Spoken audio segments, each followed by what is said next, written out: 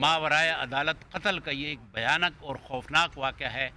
बग़ैर सबूत के तौहीन मज़हब का इल्ज़ाम लगाकर ये एक गैर शरई हरकत की गई। तो मुमकिन होगा वो हम उस फैमिली के लिए भी करेंगे, वज़ीर आज़म पाकिस्तान, हुकूमत पाकिस्तान और पाकिस्तान की आवाम की तरफ से भी ये यकीन दिलाता हूँ कि इंशाअल्लाह ये मुजरिमीन अपने इंजाम को पहुँचेंगे। इस्लाम के मानने वाले हैं, लिहाजा इस वाक़े की पुरज़ोर मज़म्मत करते हैं, उस ख़ानदान के साथ इज़हार हमदर्दी करते हैं, दुनिया को ये बावर कराना चाहते हैं कि इस किस्म के वाक़यात का इस्लाम से कोई ताल्लुक़ नहीं है। ये जो सियालकोट में वाक़या रूनुमा हुआ, हम इसकी शदीद अल्फाज में मज़म्मत करते हैं। हम इन लोगों को कैफ़रे किरार तक पहुँचाने के लिए अपने हिस्से का किरदार अदा करेंगे।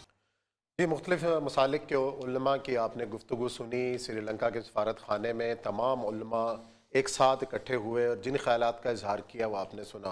इस वक्त हमें ज्वाइन किया इस्लामी नज़रियाती कौंसिल के चेयरमैन डॉक्टर किबला यास साहब ने। अस्सलाम वालेकुम डॉक्टर साहब। अस्सलाम वालेकुम जी। डॉक्टर साहब, पूरे मुल्क से जय्यद उलमाए कराम आज इकट्ठे हुए हैं, आप भी वहाँ मौजूद थे, आपकी गुफ्तगू भी हमने सुनी।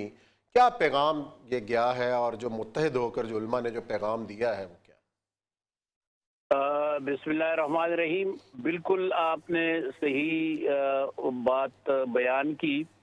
इस्लामी नज़रियाती कौंसिल में ये तमाम उलमा आज जमा हुए थे और इसके बाद फिर हम सब श्रीलंका के सफारत खाने में गए और वहाँ के हाई कमिश्नर सफ़ीर साहब जो थे उनसे मुलाकात हुई। 30 के लगभग उलमा थे तमाम मकातिब फ़िक्र के, और उन्होंने उन्हें यकीन दिलाया कि जो कुछ हुआ है इस पे हम एज़हार ताज़ियत भी करते हैं, एज़हार शर्मिंदगी भी करते हैं, और ये आपको यकीन दिलाते हैं कि ये पाकिस्तान के अवाम की नुमाइंदगी करने वाले लोग नहीं है जिन्होंने ये जुर्म किया है।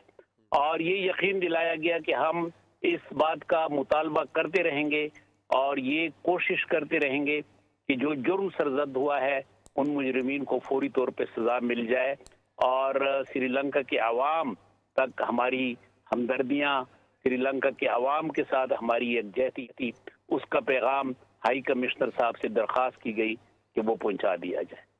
अच्छा डॉक्टर साहब, एक बात वज़ीर आज़म साहब ने भी कही कि मज़हब का गलत इस्तेमाल करने की इजाज़त नहीं दी जाएगी। उलमा इकराम इकट्ठे थे इस मामले के ऊपर, क्या मुत्तफ़िक़ा लाहे अमल बनाने की ज़रूरत है, तरीक़ेकार क्या इख्तियार करने की ज़रूरत है कि हम इस चीज़ को सकें? हमारा तो इस बात पे इत्तेफाक था, और आज जो एलामिया हमने जारी किया उलमाए किराम की मुशावरत से, उसमें ये था कि पहले ही से पैगाम पाकिस्तान का एक बयानिया, एक एलामिया, एक फतवा मौजूद है कि जिसमें तमाम उलमाए किराम, कुल मसालिक और मकातिब के उलमाए किराम ने बिल इत्तिफाक ये कहा है और इस पर दस्तखत किए हैं कि कानून को कोई भी हाथ में ले तो ये शरीयत के खिलाफ है, और कानून का निफाज या सजा देना ये सिर्फ रियासत का इस्तेहकाक है। तो ये कुफ्र की फतवे लगाना जो है ये इसकी इजाजत इस्लाम में नहीं है। तो ये ऑलरेडी पैगाम पाकिस्तान मौजूद है। अच्छा, और हमने यही कहा, जो इम्पोर्टेंट तीन चीज ये है कि हमारे यहाँ सारा कुछ मौजूद है, उसके बावजूद भी एक रिएक्शनरी सूरत हाल बार बार मुख्तलिफ मौक़ों पे मुख्तलिफ वाक़यात से मुख्तलिफ चीज़ों से पैदा हो जाती है। उलमाए कराम का काम आपने बहुत अच्छा है, ये किया है और होना भी चाहिए, और सारे उलमाए कराम जब इकट्ठे होते हैं तो यही बात करते हैं। बुनियादी मसला ये है कि ये कहाँ पर लैक होती है चीज़, उसको हल करना है कि जहाँ हर चौथे साल दूसरे साल एक रिएक्शन आ जाता है। और ये मैं रिएक्शन सिर्फ मज़हब की बात नहीं कर रहा हूँ, कहीं कौम परस्ती की बुनियाद पर भी ऐसी लिंचिंग हो जाती है और कत्ल किया जाता है, कहीं उर्दू स्पीकिंग के नाम पे हो जाता है, कहीं सिंधी के नाम पे, कहीं बलोच के नाम पे। कहाँ पर असल मसला यह है कि रियासत का फेलियर है जिसको एड्रेस करना चाहिए, क्योंकि ये एक अलामत है मजहब का नाम इस्तेमाल करना। कोई भी नाम इस्तेमाल हो सकता है जो उस वक्त चालू हो या जो उस वक्त गुरु का नाम हो। देखें और या मकबूल जान साहब, असल बात यह है कि कानून की अदम मौजूदगी ये हमारा मसला नहीं है। पाकिस्तान में बहुत अच्छे कवानीन मौजूद हैं, बहुत अच्छा जखीरा है। असल चीज ये है कि सजा की और कानून के निफाज की यकीनियत जो है ये हमारे यहाँ नहीं है। ये देखें मोटरवे पे जो रेप केस हुआ, इब्तिदा में किस कदर एक जज्बाती माहौल बना, मीडिया के अंदर भी, लोगों के अंदर भी, अब उसका कुछ पता ही नहीं चलता। इसी तरीके से मुतअद्दिद वाकयात हुए। खुशाब में जो बैंक का मैनेजर कत्ल कर दिया गया, اب وہ کیس کس صورتحال میں ہے، کس تفتیشی مرحلے میں ہے.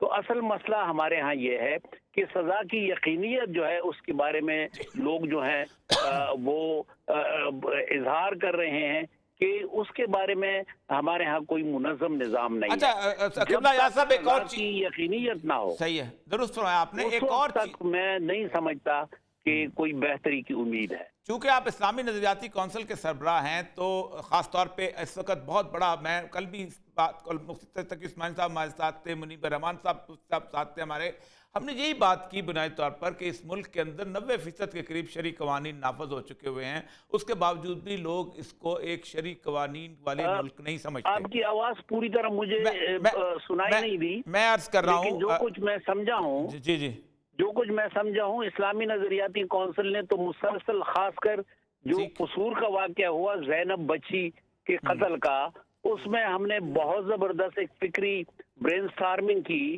اور اس میں ہم نے بہت جامع سفارشات دی ہیں. اس میں ایک سفارش یہ ہے کہ فوری سماعت کی عدالتیں ہوں. اب بھی ہم یہ کہتے ہیں کہ یہ جو سانحہ سیالکوٹ ہے یہ انسداد دہشت گردی عدالت میں ہے، تو ہماری امید یہ ہے کہ انسداد دہشت گردی عدالت جو ہے وہ روزانہ کی بنیاد پر سماعت کرے تاکہ جلد از جلد جو ملزمان ہوں ان کو کیفر کردار تک پہنچایا جائے، تب کہیں جا کے حالات میں بہتری آئے گی. بہت شکریہ جی ڈاکٹر صاحب نے بڑی تفصیل سے بات کی. میں پہلے بھی کہہ رہا تھا اور آج بھی کہتا ہوں کہ بنیادی طور پر خاص طور پہ حرمت رسول کے معاملے کا 4 عدالتیں 4 صوبوں میں بنانا کوئی مشکل کام نہیں. آپ پورے پاکستان میں گن لیں نا تو آپ کو 40 سے زیادہ کیسز ملیں گے پورے 77 سال کی تاریخ کے اندر. یہ 40 کیس 4 عدالتوں میں چلانا مشکل کام ہے. ایک تھانہ ہو جو انویسٹیگیٹ کرے جس کے اندر وہ لوگ ہوں جن کو آپ واقعی تذکرہ کو سمجھتے ہو، ایشو کو سمجھتے ہو، سینسٹیو ہو، نیک ہو، سب کچھ ہو. جج وہ ہو کہ جس اس کے اوپر خود لگتی ہو الزام. مطلب ہمارے ہاں ہوتا کیا ہے کہ ہم حدود لا بنا لیتے ہیں، جو ایس ایچ او تحقیق کرتا ہے اس پہ بھی حدود لا لگ سکتا ہے، جو جج سنتا ہے اس پہ بھی حدود لا لگ سکتا ہے، جو جناب اپنا وکیل مقدمہ لڑتا ہے اس پہ بھی حدود لا لگ سکتا ہے. ہم تو مذاق کر رہے ہوتے ہیں نا قانون کے ساتھ. مرسڈیز گاڑی اگر گدھا گاڑی والے کو چلانے کے لیے دے جائے تو ٹکر مرے گا اور کیا کرے گا. اصل مسئلہ یہ ہے کہ کل سے بھی، اور میں تمام لوگوں کو، علماء کو یہ چاہیے، انسداد دہشت گردی ہمارا کچھ 70 سال کا مسئلہ نہیں ہے، صرف 12 سال کا. ان 2007 سے لے کے اب تک انسداد دہشت گردی ہوئی ہے 13 سال. اس میں بھی 13 سال میں بھی پیک کے سال 7 ہیں. آپ نے باقاعدہ پاکستان کے پورے کونے کونے میں دہشت گردی کی عدالتیں بنائی ہیں 7 سال کے اندر. حرمت رسول کا معاملہ جو ہے وہ 1922 سے غازی علم دین سے چلا آ رہا ہے. آپ ایک عدالت نہیں کام کر سکتے. اس کی وجہ یہ ہے کہ آپ اس ایشو کو علیحدہ کر دیں، پھر اس کے بعد جو بھی ایشو آئے، کوئی گیس پہ کسی کو قتل کرے، کوئی چوری پہ کسی کو قتل کرے. لوگ تو حالت یہ ہے کہ لا اینڈ آرڈر کی صورتحال جب خراب ہوتی تھی اسی پاکستان کے اندر لوگوں نے چوروں کو پکڑ کے قتل کیا اور ان کو آگ لگائی. نہیں لگائی، ہر جگہ لگائی سال کو. اچھا اب فیشن ہے، اپریسیشن ہمارے ہاں پاکستان کے اندر مسئلہ ہے کہ ماچو امیج، او شیر دا پتر، جو ڈی آئی جی پولیس مقابلے میں بندہ مار دے وہ شیر دا پتر ہو جاتا ہے. اور ہوتا کیا ہے کہ سیالکوٹ میں اسی کے علاقے کے اندر 2 بندوں کو پکڑ کے قتل کر دیا جاتا ہے اور مار کے مار دیا جاتا ہے. لیکن ہم سمجھتے ہیں کہ نہیں، وہ ظاہر بات ہے سر، ہوتا یہ ہے کہ ہیروز چند ایک ہوتے ہیں معاشرے کے اندر، اور چند ایک ہیروز جو ہیں وہ دنیا اس کو فالو کرتی ہے. اگر پولیس مقابلے میں مارنے والا ایک ڈی آئی جی ہو یا ایس ایچ او یا کوئی ہو، آپ اس کو ٹی وی پہ بلائیں گے، آپ اس کی عزت دیں گے، آپ اس کو احترام کریں گے. کوئی بھی ہو، ایک چیف منسٹر حکم دے چیف پولیس مقابلے میں مارنے کے لیے آج، تو پھر اس کے بعد لوگ کہیں گے اس نے عدالت کی پرواہ نہیں کی تو میں کیوں کروں. صحیح بات. امیر محمد خان، جنرل موسیٰ کے بارے میں لاہور شہر میں ایک کہا تھا کہ لاہور شہر میں امن ہو گیا. کیوں امن ہوا؟ اس لیے ہوا کہ اس نے کہا کہ جی سارے ڈاکو مار دو. اور جو کہتے یہ تھے کہ عشائیہ وغیرہ، یہ اچھا شکرہ وغیرہ، یہ لوگ پولیس کو کہہ کے جیل میں چلے گئے تھے. اب ہمارا ہیرو تو یہ ہے کہ جو نہ عدالت کو دیکھے نہ کسی اور کو چیزیں کو، تو لوگ کس کو فالو کریں گے یار؟ لوگوں کے خیمے کو سید الانبیاء کی مثال تو موجود نہیں. لوگ کے سمجھ یہ لوگ ہیں، یہ وہ لوگ ہیں جن کو لوگ فالو کرتے ہیں. اصل مطلب یہ کہ خان صاحب بنیادی طور پہ تقریر نہیں کریں، سیریس بیٹھیں. 7/7 میں ہوا تھا وہاں پر نا، میں وہاں تھا انگلینڈ کے اندر. آپ سوچ سکتے ہیں کوئی ایم پی ایسا نہیں تھا کہ جو مسلمانوں کی شادی کی سالگرہ کی تقریب میں نہ جاتا ہو، تو نو کہ ہمارے ساتھ ان کا مسئلہ ہو کیا گیا ہے کہ یہ لوگ بندے مارنے شروع ہو گئے ہیں، یہ ناراض ہو کیسے گئے ہیں؟ ہمارے ہاں پاکستان میں جو شخص اٹھتا ہے rate of the government, rate of the government, rate of government, جس کے گھر کے اندر 4 کتے گارڈ کے اوپر ہوتے ہیں، جس کے گھر کے اندر 2 سوئمنگ پول ہوتے ہیں، جس کے اندر 6 گاڑیاں ہوتی ہیں، شام کا سرخی پاؤڈر لگاتا ہے، یہ کرتا ہے ریٹ آف دا گورنمنٹ۔ بھائی ریٹ آف دا گورنمنٹ جو ہوتی ہے عوام کے لیے ہوتی ہے، ریاست جو ہے خلا نہیں ہے، 22 کروڑ عوام کا نام ریاست ہے، صحیح ہے، اس میں اگر ایک بندہ یہ قتل ہوتا ہے اور 6 بے گناہ قتل ہوتے ہیں تب بھی غلط ہے۔ اور ریٹ آف دا گورنمنٹ آپ میں ریاست میں رہا ہوں، وہ جو فواد چودھری کی ایک بات بہت اچھی لگی، اس نے کہا ریاست ویک ہے ابھی، اور ویک ہوتی ہے 22 کروڑ عوام کی سینٹیمنٹس کے سامنے جب ان کو کھانا نہیں ملے گا، بھوک نہیں ملے۔ میں آپ کو بتاؤں ریولوشن کی ایک تھیوری بتاتا ہوں یہاں پر، ریولوشن کی تھیوری میں کہتے ہیں کہ جس وقت لوگ تنگ آ جاتے ہیں، جب ان کو مہنگائی ہوتی ہے، جب ان کو چوری ڈکیتی ہوتی ہے، جب ان کو امن نہیں ہوتا، تو باہر اگر کوئی بندہ نعرہ لگا رہا ہو کسی چیز کا بھی، تو میں اپنا غصہ لے کے نکلتا ہوں۔ مجھے توہین رسالت کا نہیں پتا ہوتا، مجھے ایس ایچ او نے مارا ہوتا ہے، میرے بیٹے نے خودکشی کی ہوتی ہے، مجھے پٹواری نے میری زمین قبضہ کی ہوتی ہے، مجھے نوکری نہیں ملی ہوتی کیونکہ میں رشوت نہیں، میں اپنا غصہ لے کے سامنے تحریک لبیک کا نعرہ لگ رہا ہو یا سامنے لگ رہا ہو کسی اور چیز کا نعرہ، یا میرا غصہ، اس کو کہتے ہیں collective psyche of a people. کیا پاکستان میں خان صاحب آپ نے امن دیا لوگوں کو، سکون دیا لوگوں کو، اطمینان دیا لوگوں کو؟ لبیک کا نعرہ نہیں لگے گا، کسی اور چیز کا نعرہ لگے گا، لوگ اسی طرح ماریں گے، کیونکہ لوگوں کے اندر ایک اندرونی غصہ ہوتا ہے، اس کے نزدیک جہاں بھی سمبل ہے، جہاں بھی اس کو غصہ نکالنے کا، اس کو کہتے ہیں جنرل ایگریشن۔ اس طرح سیریس سوچو، یہ کرکٹ کا میدان نہیں ہے، بار بار کہہ رہا ہوں، یہ نعرہ آپ نے لگا دیا، اور نعرہ کہ میں یہ نہیں کروں گا 22 سال، آپ حالت یہ ہے کہ پاک، پہلی بات تو یہ ہے چھوڑ دو، 4 سال سے کہتے چلے آ رہے ہو کہ اپنا جناب میں نے یہ فلاں مجھے دے کے گئے ہیں، تو میرے گھر میں کوئی دعوت لے کے گیا تھا کہ حکومت سنبھالو؟ تمہیں کو پلیٹ میں رکھ کے دی تھی؟ تمہیں لوگوں نے ترلے کیے تھے؟ تم نے خود کہا تھا مجھے حکومت دو، تم نے خود کہا۔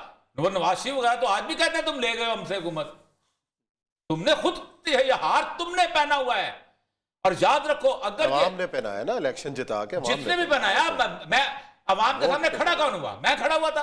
کیا عوام نے خان صاحب کو جیب گھر سے نکالا، گریبان سے پکڑا، اٹھو، کہا چلو کھڑے ہو؟ کیوں نہیں کھڑے ہوتے؟ یہ سر یہ خود اس کو کہتے ہیں شوق دیا منگا، یہ چوڑیاں آپ پہ خود پہنی ہیں، اس کی چھنکار بھی آپ کو خود سننی پڑے گی۔ یہ فکرہ آپ نے بہت بڑا بول دیا ہے، میں آپ کو صحیح کہتا ہوں، آپ کام ایک آنے کا نہیں کر رہے اس معاملے کے اندر۔ یہ آج اس کی نعرہ نہیں، آج بولا ہے تو انہوں نے، تو کریں گے بھی کچھ نہیں سر، نظر آ رہا ہے کریں گے جی۔ یہاں لیتے ہیں بریک کے بعد آئیں گے پروگرام کا